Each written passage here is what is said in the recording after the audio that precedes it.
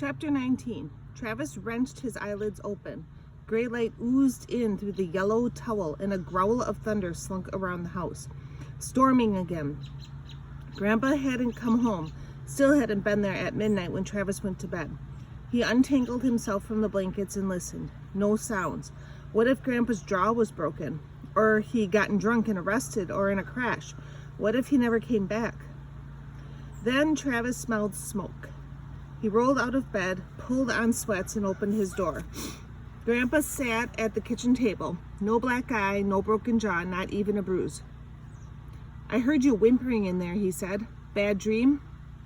Travis turned into the bathroom. He stayed in the shower for a long time. When he opened the door, Grandpa was still sitting there staring at him. "Sit down here, boy," he said. "I've got some things to say. I have to get ready for school." "You've got time. Sit down." Lightning flashed in the morning gray. A wind breezed through the open window, slicing through the clouds of cigarette smoke. Travis sat across from Grandpa, in jeans and no shirt, the wet towel still around his neck. Grandpa flicked his lighter off and on. He stubbed out the last of his butt. "Whoever taught you to fight did a hell of a job," he said, touching his jaw. "Gave me a goose egg." Looking closer, Travis could see the swelling. "Sorry." "No, you're not. Listen, we need to get some things straight here." Grandpa lit up another cigarette. Travis leaned back and folded his arms across his chest. He didn't want to hear it, not with dried ketchup still stuck on the wall and a storm getting ready to pounce. Thunder snarled past the window. "We had to move. I was 3 months behind in rent. Your dad's life insurance is almost gone. This house is cheap. I got the job at the bakery, and AA meetings are closed. That's where I went last night." Relief and irritation swirled through Travis, twisted his stomach. Rent, insurance, AA, whatever. Drinking or not drinking, Roscoe was gone. He and Grandpa didn't like each other. That's just how it was. Grandpa shoved his chair back and walked over to the stand at the window, staring out and smoking. The morning sky darkened as if someone had just thrown a blanket over the barely risen sun. "That's not really what I have to tell you."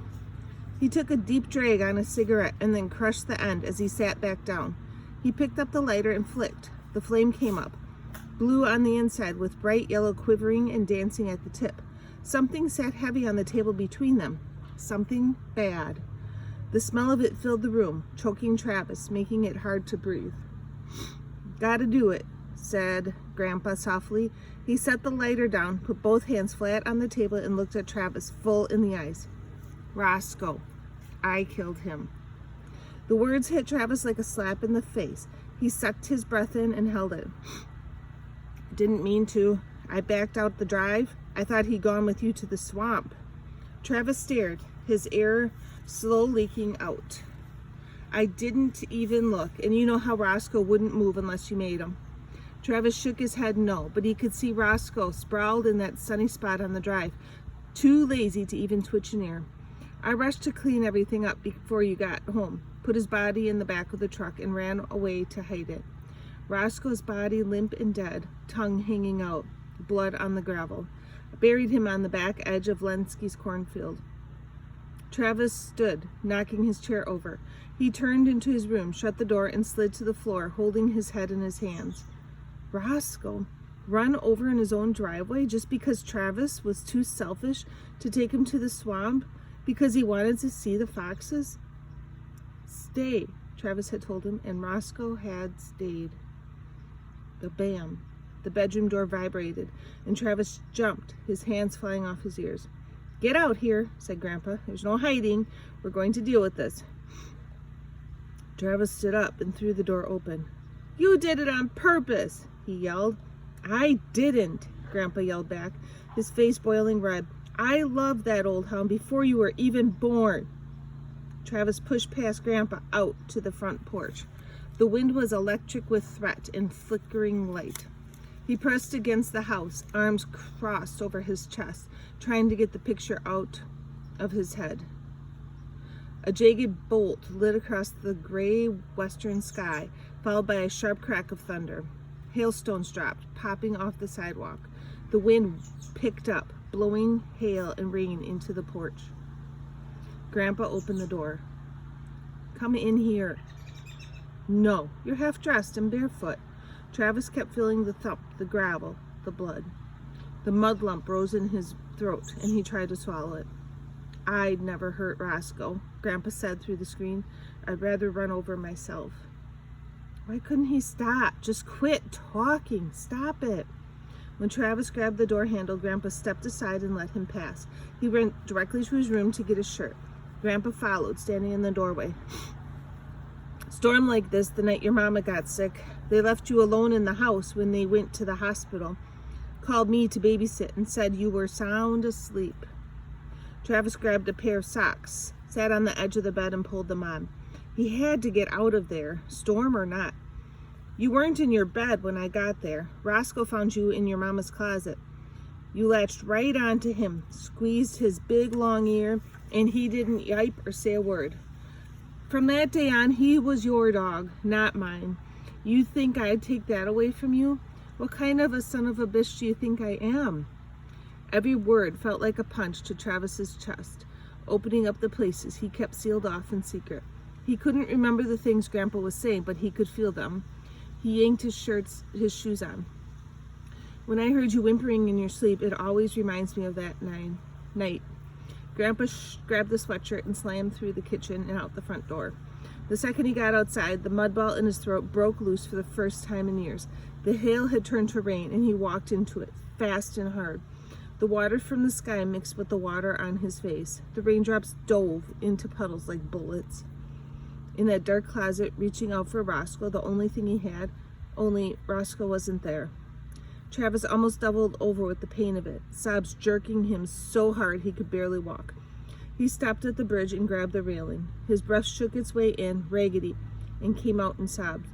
The rain pulled heavy and cold on his sweatshirt. A passing car sprayed up water, soaking him from behind. He shivered as the cold crawled under his clothes, under his skin, all the way inside. He gulped in a bite of air and another, but he couldn't stop the sobbing. He leaned over the water, hair dripping in his face. Finally, his chest stopped heaving. That was almost worse. Hollow and freezing cold, he hurried through the town and into the school building, sloshing in his shoes.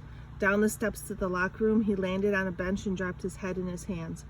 The tears rolled again, and his whole body shook with each breath. Those long, soft ears, they felt like safe, like not alone.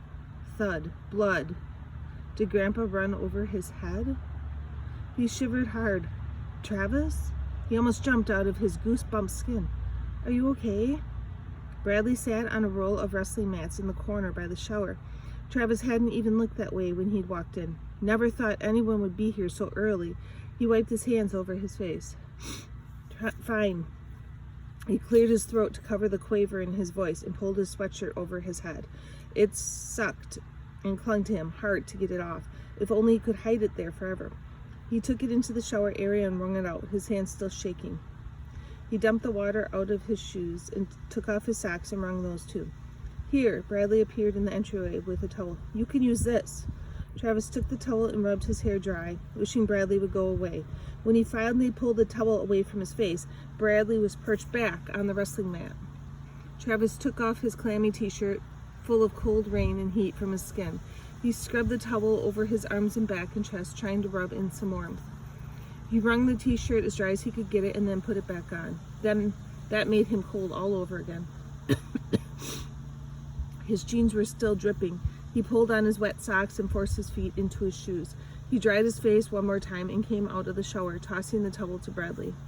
You okay? Bradley asked. Bradley had seen him sitting on the bench, must have heard those choking noises coughing up his throat. Knew he'd been crying. Travis glanced at the clock. You look like you swam here, said Bradley. Travis turned up one corner of his mouth and shrugged, the closest he could get to say thanks. He left the locker room and ran upstairs to McQueen's office. Not an umbrella user, Mr. Roberts, McQueen said when he showed up in the doorway. No, and I forgot to bring my book. Another cold shudder ran through him. How far do you live from here? Not far. Here's a tardy pass. McQueen scribbled on a pad. Go home and get some dry clothes on. You can't sit in school like that. We'll work on Haunt Fox 4th period. You won't miss anything. Velveeta on Wednesday. It's lunchtime and I'm in the girls' bathroom. Everything sucks so bad. This morning I checked Calvin's doorknob and it was locked, and me with no key. My scarves are in there too. What if I can't get them back? I walked to school in the pouring down rain. First person I saw was Bradley. He held up this little sign in front of his face. Say yes. At first I couldn't figure out what it meant, but then I remembered about the stupid dance. I will not be saying yes. Travis was absent. What if he really does have leukemia and now he's dying? What if our fight in the library pushed away his will to live? Fourth period, I met with McQueen. I asked him how Travis was doing, and he said it was none of my business. Can you believe that? He one-trick ponied me into helping, and then says it's not my business, and we're here to talk about me, not Travis. And Travis is turning his life around, and what about me? He said, word on the street is you're not doing any homework. I told him we don't have streets in Russet. We only have roads. Then his social worker starry eyes pounded me into a corner, and he said it's time to decide while I still have choices, and I lose a choice or two every day I don't do homework. I told him my only choices are which bar I waitress at. He asked if I was trying to make that be so.